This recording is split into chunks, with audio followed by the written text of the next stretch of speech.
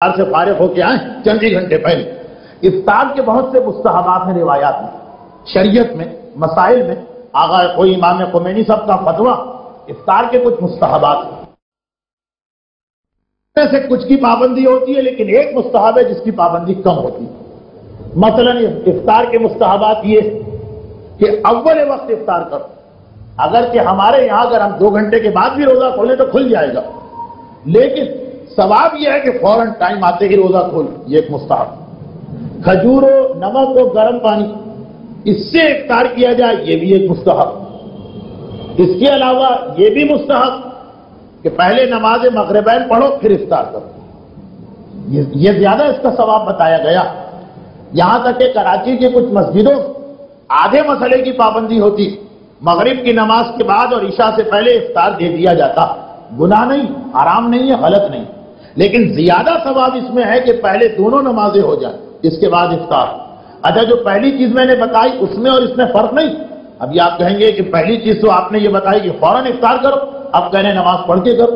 فوراً سے مقصد ہے نماز کا وقت نکال کے. ہاں، 2 آدمیوں کے لیے یہ حکم نہیں ہے نماز کا، ان کے لیے بہتر ہے پہلے افطار کرو. پہلا وہ آدمی کہ جو آج اتنا زیادہ روزے میں بھوک پیاس محسوس کر رہا کہ نماز میں وہ جب زبان سے قل اللہ پڑھے گا تو اس کی آنکھیں بھی قل اللہ پڑھ رہی، یعنی مسلسل اس کی توجہ جو ہے نماز سے ہٹ کے کھانے پینے کی طرف رہے. اب اگر اتنی زیادہ بھوک و پیاس لگ رہی تو پھر تو بہتر ہے کہ پہلے پیٹ پوجا کرو، اس کے بعد اللہ کی پوجا کرو آ کے، اور اس کے بعد نمازیں پڑھو. اور دوسرا وہ کہ کوئی مومن اس کے لیے انتظار کر رہا ہے دسترخوان پہ، وہ مومن پہلے نماز نہیں پڑھ رہا، دسترخوان پہ بیٹھا، تو ٹھیک، مومن کی خوشی اتنی اللہ کو پسند، کہا کہ ٹھیک ہے میری نماز بعد میں پڑھ لینا، پہلے جاؤ مومن کا دل خوش کر کے آ جاؤ. ان 2 کیٹیگریوں کے علاوہ، 2 آدمیوں کے علاوہ ہر آدمی کے لیے مستحب ہے پہلے نماز پڑھے پھر افطار کرے. اور افطار کے مستحبات میں کیا ہے کہ دعا پڑھنے کے بعد افطار کرے. اچھا، دعا بھی مستحب ہے، واجب نہیں. بچے بعض اوقات سوال کرتے ہیں، ارے غضب ہو گیا، آج ہم نے شام کے وقت دعا نہیں پڑھی اور کھجور کھا لی، کیا اس کے قضا کرنا ہے؟ کفارہ تو کوئی نہیں. ارے کفارہ چھوڑے، قضا بھی نہیں ہے، اس لیے کہ دعا واجب نہیں. ٹائم ہوا روزے کا، آپ کو حق ہے آپ کھجور کھا لیں، کوئی بات نہیں ہے، لیکن دعا کا ایک ثواب. خیر بہرحال یہ تو بچے کرتے ہیں. بڑے جو ہے روزہ رکھنا بھول جائے لیکن دعا پڑھنا نہیں بھولتے ہیں. تو بہرحال یہ 3-4 چیزیں تو ہے ہمارے یہاں کہ کھجور اور نمک کا افطار کرو، نماز پہلے پڑھ لو، دعا بھی پڑھ لو، یہ ساری باتوں کی پابندی.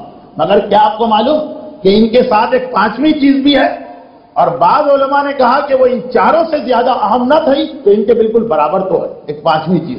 وہ کیا؟ وہ 5ویں چیز کیا؟ وہ 5ویں چیز یہ ہے کہ افطار کرتے وقت گویا تو ہر لمحے مر رہے ہو، دوبارہ نئی زندگی مل رہی. دل تمہارا ڈوب رہا ہے، ابھر رہا، سانس رک رہی ہے، دوبارہ آ رہی ہے. یعنی سانس رکنے اور آنے کا مقصد سائنسی فلسفہ نہیں، گویا مر گئے پھر ایک نئی زندگی ملی. کیا مطلب ہوا؟ بس اس کی تشریح کروں، اور آج کی گفتگو میں اب زیادہ گنجائش نہیں، بہت ہی چھوٹی سی بات. لیکن کتنے لوگ ہیں جو افطار کے وقت اس کا خیال رکھتے ہیں؟ ملا احمد نراقی میراج السعادت میں باقاعدہ ایک پیراگراف اس کی تشریح میں لکھا، بالکل ایسی ہی کیفیت جیسے ہمارے زمانے میں تو ہوتا، اب آج کا پتہ نہیں. اچھا، میرا زمانہ کوئی 150 سال پہلے کا نہیں ہے، لیکن حالات اتنی تیزی سے بدلے کہ 5 سال کی چیز بھی آج پرانی لگ رہی.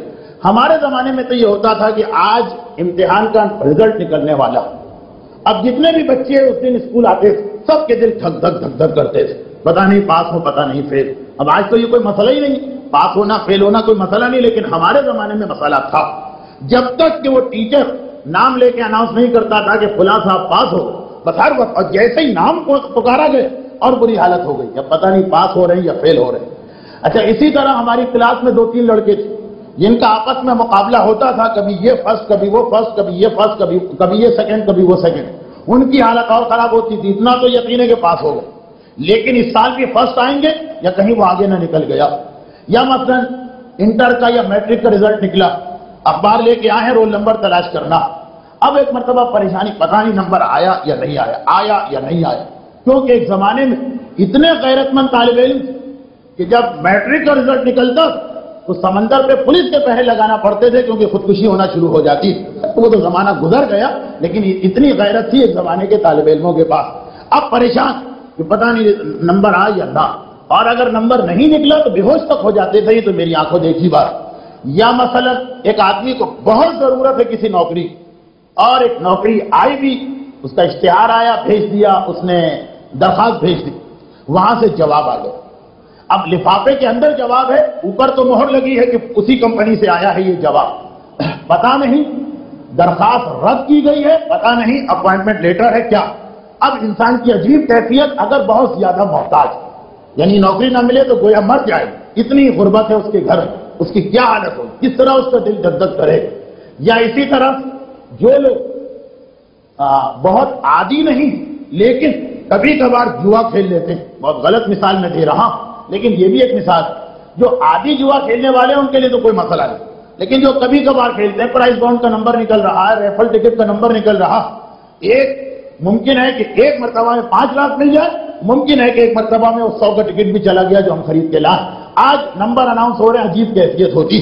غرض یہ کہ اسی طرح کہیں قرعہ پڑ رہا, پتہ نہیں ہمارا نام نکلے یا نام نہ نکلے. آدمی کو جس چیز کی اہمیت پتہ, جس کی وہ اہمیت مانتا, جب اس کا نتیجہ آتا ہے کون کامیاب کون ناکام, عجیب حالت ہوتی ہے. دل نبض تیز ہو جاتی ہے, بلڈ پریشر ہائی ہو جاتا ہے, دل دھک دھک کرنے لگتا ہے, چہرے پہ سرخی آ جاتی ہے. یہ تو دنیاوی چیزیں, اور اگر اس میں ہم کو نقصان بھی ہو گیا تو کیا. اب دیکھیے عجیب بات, مستحبات میں سے ہے, چاہے یہ مستحب شرعی نہ ہو, لیکن آداب روزہ میں سے کہ جب آپ افطار کریں تو آپ کی یہی حالت ہو, بلڈ پریشر ہائی ہو رہا, نبض تیز ہو رہی ہے, فاقے کی وجہ سے نہیں, وہ تو بھوک کی وجہ سے کبھی ہو جاتا ہے, اس کی وجہ سے نہیں, رزلٹ نکلنے کی وجہ سے. آخری رمضان کی تاریخ نہیں, ہر روزے کے افطار کے وقت میں نے روزہ رکھا تو ہے, پتہ نہیں خدا نے قبول کیا یا قبول نہیں کیا. یہ کیفیت کہ گویا ہر لمحے سانس رک بھی رہی ہے, پھر نئی زندگی مل رہی, دل کبھی ڈوب رہا ہے, کبھی ابھر رہا, کبھی خیال آتا وہ ارحم الراحمین خدا جو ماں اور باپ سے 70,000 گنا زیادہ ہم سے محبت کرتا, اگر ہم نے کوئی کوتاہی بھی کی ہوگی تو اس نے ہمارا روزہ قبول کر لیا ہوگا. ایک امید آ گئی, ایک مرتبہ چہرے پہ مسکراہٹ آ گئی, ایک مرتبہ دل کی دھڑکن صحیح ہو گئی, مگر فوراً یاد آیا روزہ رکھ کے ہم نے غلطی بھی تو کی ہے, روزہ رکھ کے ہم سے گناہ بھی تو ہوا ہے, روزہ رکھ کے ہم نے اس کی نافرمانی بھی تو کی ہے. ایسا نہ ہو کہ مولا کی حدیث ہم پہ آ رہی ہو کہ سوائے بھوک کے ہمیں کچھ نہ ملا, اتنی قیمتی چیز ہمارے ہاتھ سے نکل گئی, بس فوراً دل ڈوبنے لگا, فوراً جیسے سانس رکنے لگی, فوراً جیسے انسان مرنے لگا. ہر افطار کے وقت انسان کی یہ حالت ہونی چاہیے, ہر افطار کے وقت, کہ ایک طرف یہ امید کہ کتنی ہی غلطیاں کی ہیں خدا یہ روزہ قبول کر لے گا, اور ایک طرف یہ ڈر کہ اگر میرا روزہ یہ قبول نہ ہوا تو میں نے کتنا بڑا اپنا نقصان کر لیا. اگر وہ بانڈ کا نمبر نہ نکلا تو صرف 5 لاکھ کا نقصان ہے, صرف 5 لاکھ میں کہہ رہا ہوں. یہ اس لیے کہہ رہا ہوں, اس لیے نہیں کہ میرے پاس لاکھوں روپے ہیں, اس لیے میں نے تو زندگی میں شاید 5 لاکھ ایک وقت میں دیکھی بھی نہ ہوں, لیکن صرف اس لیے کہہ رہا ہوں کہ اگر آخرت کی نعمتوں کے سامنے اس 5 لاکھ کو رکھیں تو یہ تو صرف سے بھی گئے گزرے ہیں, یہ تو اس سے بھی کم ہے. یہ صرف اتنا نقصان ہے, ایک امتحان فیل ہو جانا یہ کوئی حیثیت نہیں رکھتا, لیکن اگر روزہ کسی کا ٹھکرا دیا جائے اتنا بڑا لاس ہے, اتنا بڑا نقصان ہے کہ معصوم یہ فرماتے ہیں کہ روزہ کھولتے وقت تمہاری حالت ہی عجیب ہونا چاہیے, تمہاری کیفیت ہی عجیب ہونا چاہیے. گھر والے دیکھ کے پریشان ہو جائیں اگر ان کے پاس یہ وقت ہو, کیونکہ ان کی بھی تو یہی حالت ہونی چاہیے, وہ بھی تو اسی کیفیت سے گزرنا چاہیے. یہ ہر روزے کے وقت انسان کے لیے مستحب. کیا چیز مستحب ہے؟ اس پہ توجہ دینا کہ روزہ تو رکھ لیا, قبول ہوا ہے یا قبول نہیں ہوا, ایسی محنت ہم نے کی ہے یا نہیں کی. اگر آپ اکٹھا ایک مرتبہ, جس طرح لوگ مثلا ہول سیل کا حساب کرتے ہیں کہ بھئی آخری رات عید کی رات کو جا کے سوچیں گے, تو اس میں سب سے بڑا نقصان یہ کہ وہاں اگر کوئی غلطی نکل آئی تو اب رمضان تو آپ کے ہاتھ سے چلا گیا, اس کو ٹھیک کیسے کریں گے. لیکن ہر رات کو اگر آپ اپنی چیکنگ کریں, ہر افطار کے وقت اگر آپ اپنا جائزہ لیں کہ کیوں, اب یہ بھی ذہن میں رکھیے کہ خدا ظالم تو نہیں, روزہ میرا قبول کیوں نہیں ہوا, غور کرنا ہے کوئی ایسی غلطی تو نہیں ہو گئی جتنی دیر آپ بیٹھے رہیں. البتہ یہ ساری چیزیں ایسی کہ ایک مذاق نہ بن جائے. پتا چلا کھجور لے کے بیٹھے 2 گھنٹے گزر گئے, گھر والے پریشان کہ سکتا ہو گیا, بے ہوش ہو گئے, کیا ہوا, یہ مقصد نہیں. بس یہ کہ جیسے جیسے افطار کا وقت آ رہا وہی حالت ہو جو رزلٹ آؤٹ ہوتے وقت طالب علموں کی حالت ہوتی ہے, وہی حالت ہو جو قرعے میں انعام نکلنے کے وقت, قرعہ اٹھاتے وقت دیکھنے والوں کی حالت ہوتی ہے. ہر روزے کے وقت اس کا خیال رکھنا ہے, یہ اسلام نے ایک حکم ہم کو دیا. ورنہ اس میں آسانی کیا, کہ اگر آج کوئی غلطی ہو گئی، کل کا دن ہے، کل کا روزہ، ابھی تو پہلا ہی روزہ گزرا، 29 روزوں کو آپ ٹھیک کر سکتے ہیں۔ چنانچہ ایک حدیث جو عید کے بارے میں ہے، لیکن آج میں پہلے دن کے بارے میں سنا دوں۔ یہ حدیث عید کے بارے میں، امام حسن مجتبی علیہ السلام کہیں سے گزر رہے ہیں، امام کہیں سے گزر رہے ہیں، امام کی نگاہ پڑی، عید کا دن، لوگ بیٹھے ہنس رہے ہیں اور قہقہہ لگا رہے ہیں۔ اچھا، اسلام میں ہنسنے اور قہقہہ لگانے پہ پابندی نہیں، لیکن اگر انسان کا اسٹائل ایسا کہ جیسے وہ عبادتوں کو بھی مذاق میں لے رہا، بہت لائٹلی، کوئی اہمیت ہی نہیں، تو فوراً معصوم ٹوکتے۔ ورنہ جب ایسا مومن جو چیزوں کی اہمیت کو سمجھتا ہے، عبادتوں کی اہمیت، احکام کی اہمیت، پھر تو امام بعض اوقات خود ہنسنے والوں میں شامل۔ ایک نوجوان بیٹھے، عید کا دن ہے اور قہقہے لگا رہے ہیں۔ معصوم نے کہا کہ تمہیں اتنا ہوش کہاں، کیسے تمہارے پاس رہا کہ تم قہقہہ لگا رہے ہیں؟ اتنا ہوش، اتنی سمجھ تمہارے پاس رہی کیسے کہ تم قہقہہ لگا رہے؟ لوگوں نے کہا فرزند رسول، بھئی آج عید کا دن ہے، مہینے بھر کی محنتیں ہم نے کی، آج تو خدا ہمیں اجر دے گا۔ امام نے کہا کہ یاد رکھ، دو ہی حالتیں، یا خدا نے تمہارے روزے قبول کیے یا خدا نے تمہارے روزے رد کر دیے۔ اگر روزے رد کر دیے تو انسان کو ہوش میں نہیں، بے ہوشی کے عالم میں پڑا رہنا چاہیے۔ اتنا ہوش کہاں کہ قہقہے لگاؤ۔ اچھا، یہ بات تو سمجھ میں آ گئی، لیکن اگر خدا نے روزہ قبول کر دیا تو ہنسنا چاہیے؟ امام نے کہا نہیں، پھر بھی ہنسنے کا کام ہوگا۔ ارے اگر خدا نے روزے قبول کر کے ہمیں وہ اجر دیا ہے جو روزے دار کا، تو ہمیں خدا کے احسان سے ایسا سجدہ کرنا چاہیے کہ عید کا دن ختم ہو جائے، پیشانی اٹھانے کا وقت نہ ہو۔ اتنی بڑی نعمت دی، ہمارے روزے قبول کر لیے، ہمارا اتنا بڑا درجہ ہو گیا، پھر تو ایسا سجدہ کہ پیشانی نہ اٹھے۔ یہ وقت تمہارے پاس کہاں سے آ گیا قہقہہ لگانے کا؟